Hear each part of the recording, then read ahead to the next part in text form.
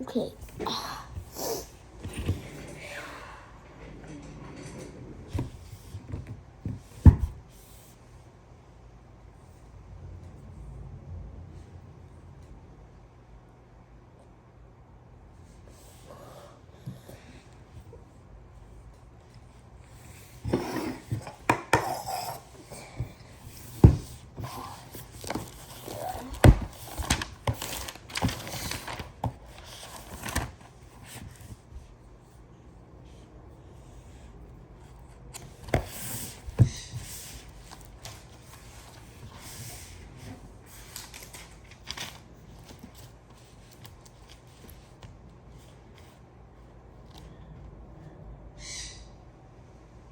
I should never.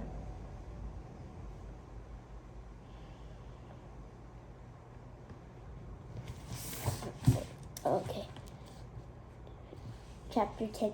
Natasha had married in the early spring of 1813 and 1820 already had 3 daughters besides a son for whom she had longed and whom she was now nursing. She had a grown stallion and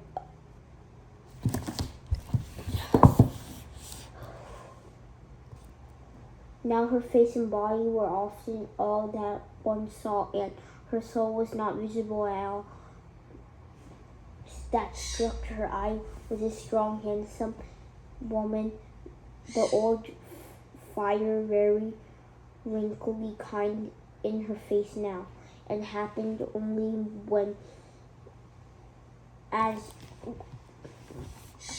was the case that day, her husband returned home or a sick child, only when, as was the case that day, and her husband returned home or a sick child was convalescent.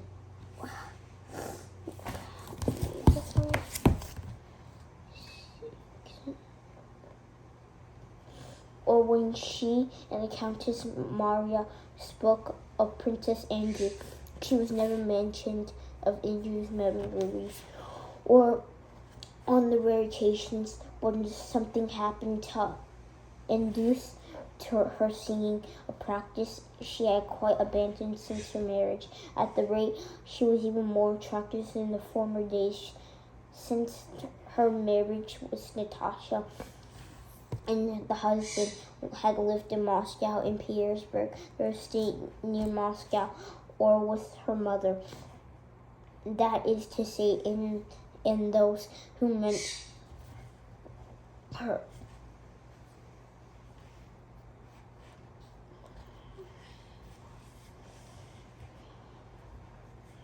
Not that Natasha liked a solitude. She did not know whether she had liked it or not. She had thought that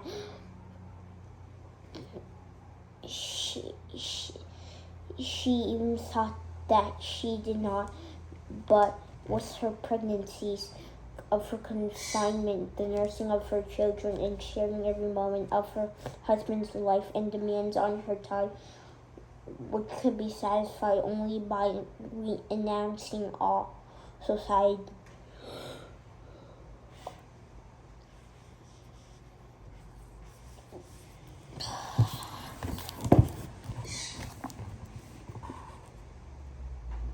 Natasha did not follow the golden rule advocated by a clever folk, especially by the French neglect in her accomplishments. Should not even be more careful of her appearance than when she was unmarried and fascinating her husband as him. Then all when she remembered the tortures of suspense that had experienced for the last fortnight, and all the joy that had lit up her face vanished. She frowned, and overwhelmed Pierre with a torrent of angry approaches and words. Enjoying yourself, yes, enjoying. Pierre knew he was not to blame, for he could have come sooner. He knew that this outburst was unseemly and would blow over a minute or two. Above all, he knew that he himself was bright and happy. He wanted to smile but dared. I could not, on my honor, but how's Petya? All right now, come along. I wonder you're not ashamed. If only you could see what I was like without you, how I suffered. You are well.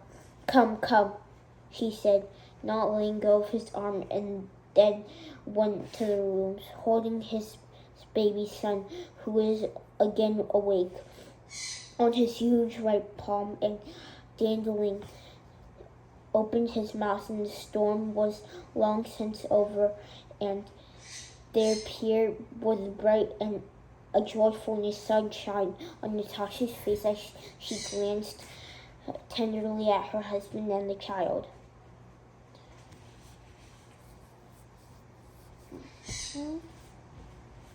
You see, he held it up. She meant the baby's head. But now he did frighten me. You have seen the princess. It is really true. In love she was that. Yes, just fancy.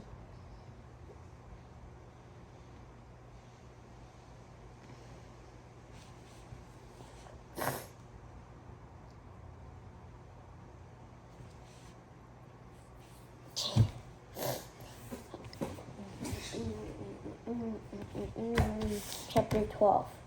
As in a very large household, there were bald hills, several perfect distance, and worlds merged into one harmonious whole. Through each retained its own particularities and made concessions to the others. Every event, joyful or sad, that took place in that house was very important, but all these words, but each other had owned special reasons to rejoice or grieve that occurrence and independently of that others. For instance, Pierre returned to a joyful and important event, and they all felt it to be so. Chapter 13.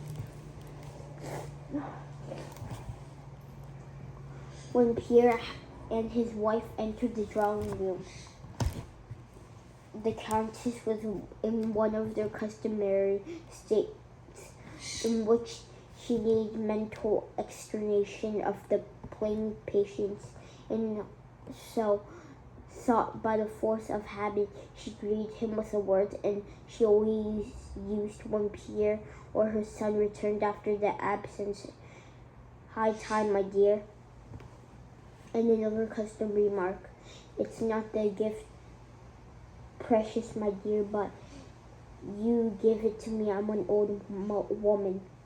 Yet it was evident that she was not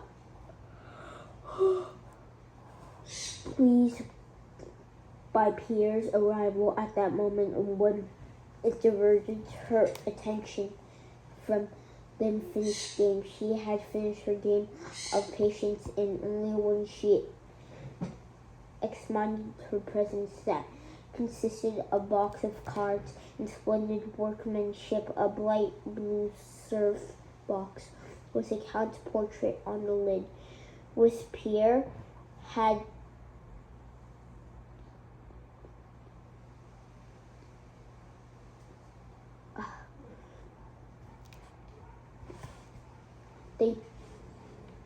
Thank you. You have cheered me up, said she has always did. But the best of you all have brought yourself back, for I ever saw nothing like that. Like a mad woman, when you are away, doesn't see nothing. I don't remember anything, she went on, repeating her usual phrases. Look, Anna Pavlovna, She added her companion, "Let's see what a box of my cards had brought us." Pavlovna admired the presents and was delighted with the dress material.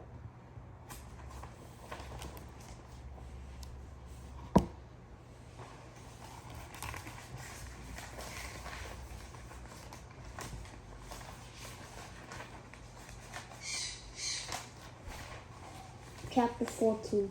Soon after the children came in to say goodnight, they kissed everyone, and tutors and governess made their bows. They went out only when Nicholas and his tutor remained.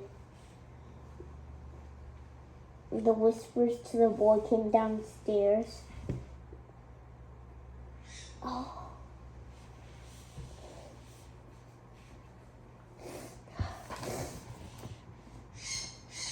"No, I will ask my aunt to let me stay," replied Nicholas Bolkonsky, also in a whisper. "Please let me stay." He said he's going up to his aunt.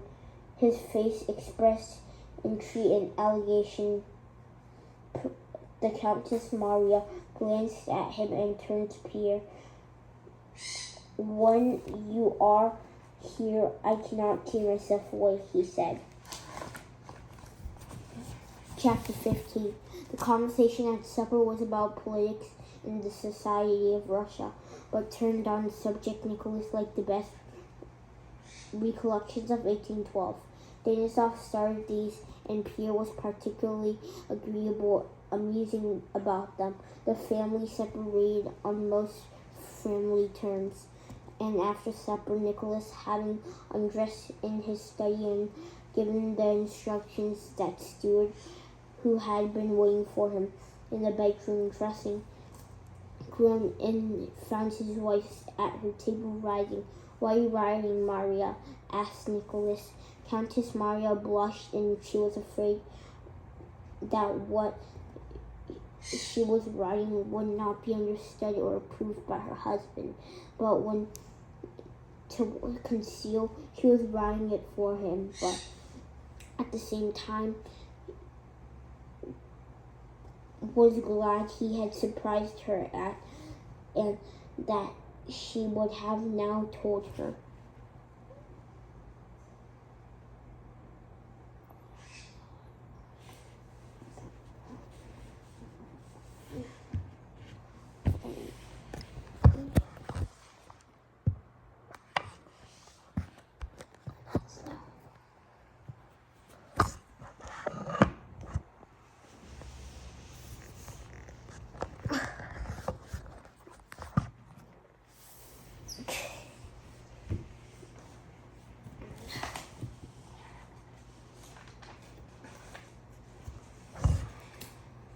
Natasha spoke to Pierre about her brother's life and doings, of how she had suffered in life during his own absence, and now she was fonder than ever of Maria, and how Maria was in every way better than herself. In saying this, Natasha was sincere, acknowledging Princess Maria's superior, but at the same time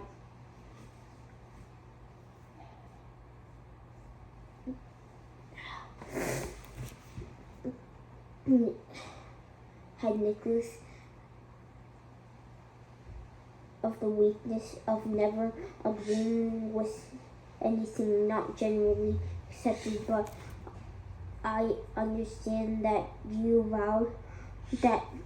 value what opens up in the fresh wine," said she, repeating words Pierre had once uttered. "No," the chef pointed, "is that to Nicholas' ideas discussions are an abusement, almost at pastime," said Pierre. "For instance, he is collecting a library, and has made a rule to not buy a new notebook till he was read, and what he had smiled. You know how much I began soft down what he had said. But Natasha interrupted him to show that this was unnecessary. So you say our ideas are amusing to him.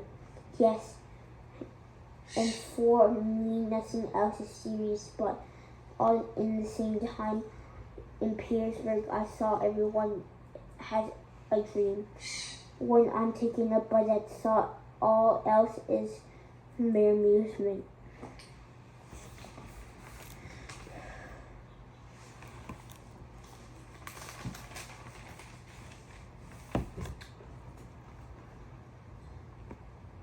He is good and kind. I found a second of him, he thought, but Uncle Pierre, oh, what a wonderful man he is. And my father, oh, father,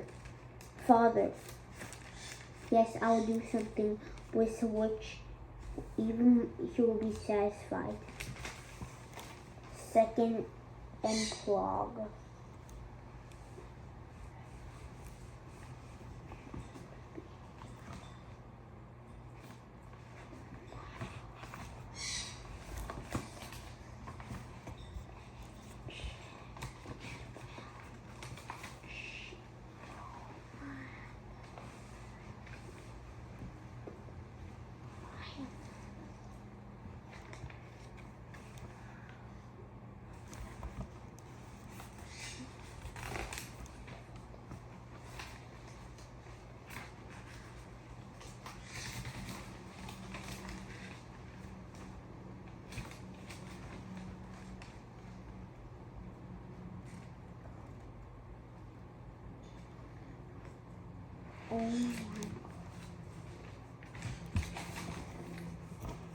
Chapter 1. History is the life of nations and the humanity to seize and put into words. He described directly the life of humanity, or not even a single nation appears impossible. The ancient historians employed one at the same method to describe the seas and apparently excludes the life of people that they had described. The activity of the individuals could rule the people and regard the activity of the men as representing the activity of the whole nation.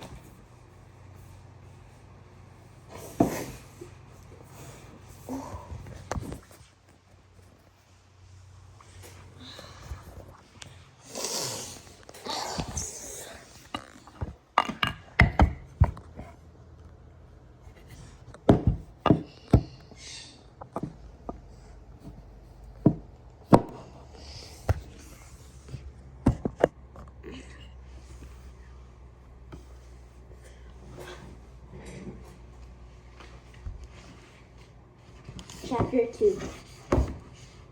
What forces and moves the nations? Biographical historians and the historians of the separate nations understand this force as a big power inherent in the heroes and the rulers. In their narration, events occur solely by the will of Napoleon and Alexander, or in the general of the persons they describe. The answer is given this kind of historians to the question of what force causes events to happen are satisfactory only as long as there is but one historian to each event. As soon as the historians of different nationalities of the tendencies begin to describe the same event, replies they give immediate lose all meaning, for his force is understood by them only not differently but often in quite contradictory ways. One historian says that the evidence was produced by Napoleon's power, and another that is produced by Alexander the Third. What was due to the power of some other person. Besides this, the historians kind of contract the particular person that was based. Napoleon's hardest says the Napoleon's power particular person was based on the virtue of the genius. The Republicans 502 says it was based on his tricky deception of the people. So his historians by mutually destroying one in another's positions, destroying and understanding the force of which produces events, and to furnish no reply of the history. Essential questions in how the specialist historians view the force of which produces the events, but recognize it as a power inherent in the heroes and rulers, but as a subjection of a people. A general historian looks for the cause of the event not in power of one man, but in the interaction of many persons connected with the event. According to the view of the power of historian persons represented as the products of many forces, can no longer, it would seem, and be regarded as a force in itself produces events, yet in most cases universal historians still employ the conception of the power as a force that itself produces events and treat it as his power only relating to various forces, and then his power is itself a force producing events. For instance, at one time proved Napoleon to be a great product of the revolution of the ideas in 1789. And so the force at another plan, they say the Compendium of 1812 and other things they do not like were simply the product of Napoleon's misdirected will, and that the very ideas of 1789 were arrested in the development by Napoleon's caprice.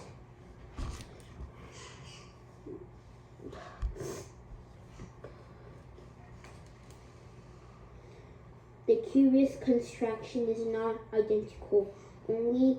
Not only does it occur at every step, but the universal historians' accounts are all made up of chains of such contractions. The contraction occurs because of the entering field of the analytics to the universal historians stop halfway to find a component force, the equal composite,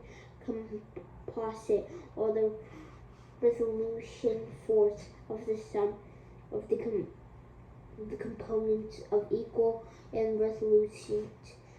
The conditions is never observed by the universal historians, and so to explain the resolute force, they are obligated to admit that the additions to the insignificant components another explained force and affecting their results in action.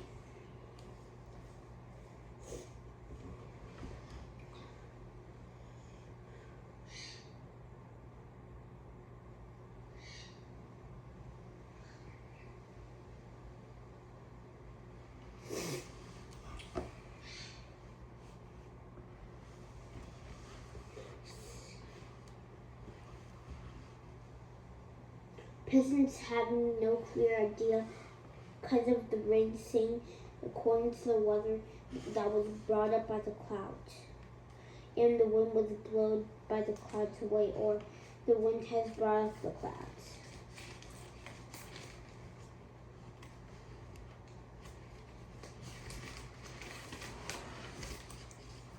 Chapter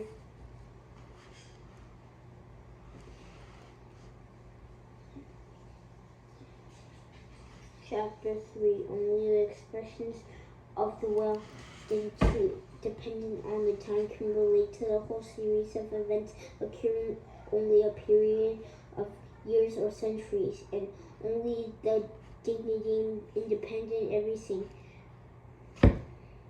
but can solve his and determine the direction of humanity's movement.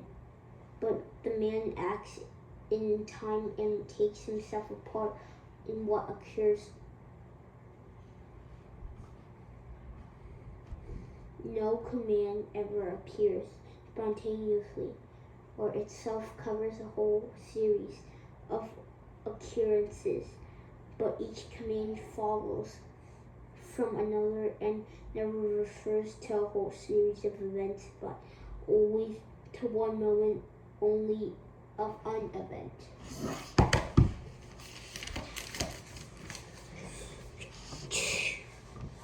Chapter 4. When an event is taking place, people express their opinions and wishes about it. And as the event results of the collective activity of many people, some one of the opinions or wish to express to be fulfilled if it approximately when the opinions expressed is fulfilled, the opinion gets connected with the event and is commanding preceding it.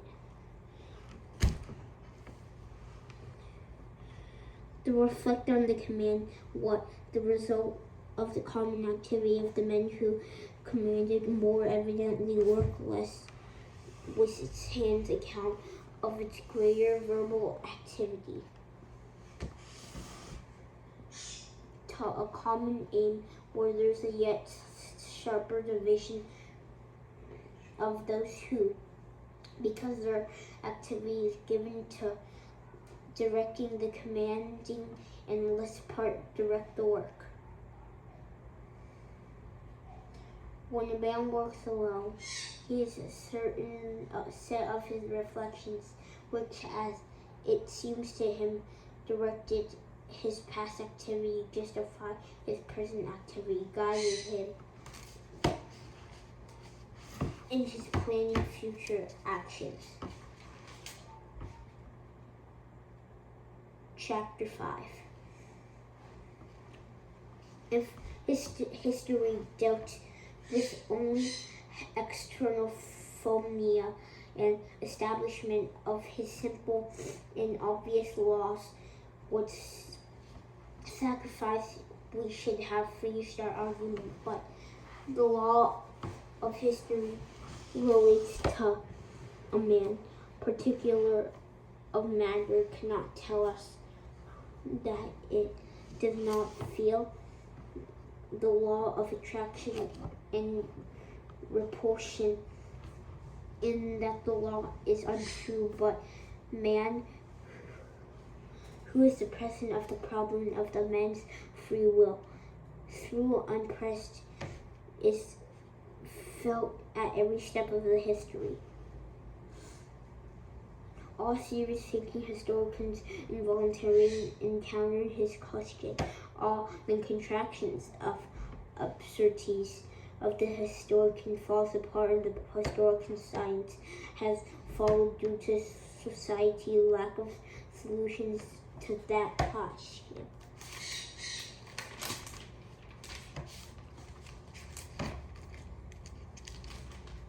Chapter 6.